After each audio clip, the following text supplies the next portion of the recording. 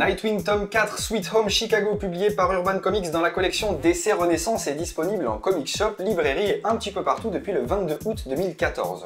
On trouvera dans ce tome les épisodes 19 à 24 de la série, scénarisés par Kyle Higgins et dessinés tout d'abord par Brett Booth, puis ensuite par Will Conrad. En bonus, Urban nous gratifie de la couverture complète de Nightwing 19, couverture double page sortie à l'occasion du mois What the Fuck, ainsi que la version ancrée des couvertures de chacun des 6 numéros. Côté scénario, on retrouve Richard Grayson fraîchement débarqué à Chicago sur les traces de l'assassin de ses parents Tony Zucco, ayant appris par la fille de ce dernier à la fin du volume précédent qu'il était toujours en vie.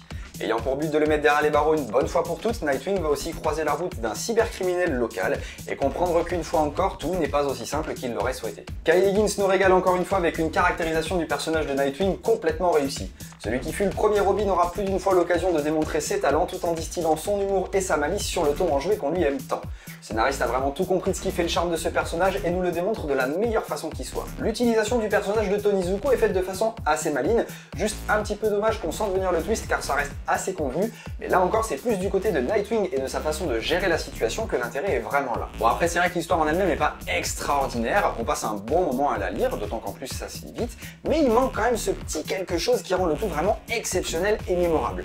Les personnages secondaires, qui sont pour la plupart nouveaux, le sont peut-être un peu trop, et le cadre de Chicago, exception faite de sa politique anti-héros masqué, reste à mon goût trop peu exploité.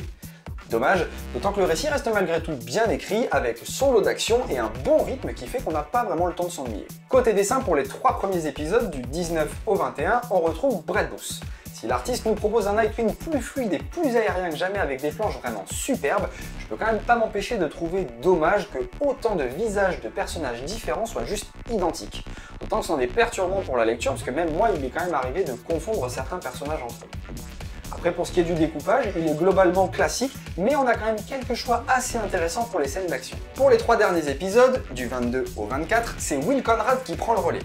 Dans son travail, on va trouver des visages bien différents en fonction des personnages, mais à mon goût, beaucoup moins expressifs. Ou alors à l'inverse, limite aux traits déformés.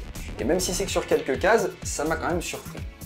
Mais après, dans l'ensemble, il faut reconnaître que les deux artistes proposent des planches bien travaillées, détaillées, avec des décors et des arrière-plans qui sont bien fournis. J'ai également apprécié la colorisation qui est réalisée sur ce volume par Andrew Dalhouse et Rod Reis sur un épisode, avec une gamme de couleurs impactante et lumineuse, ce qui nous donne un rendu plutôt cool.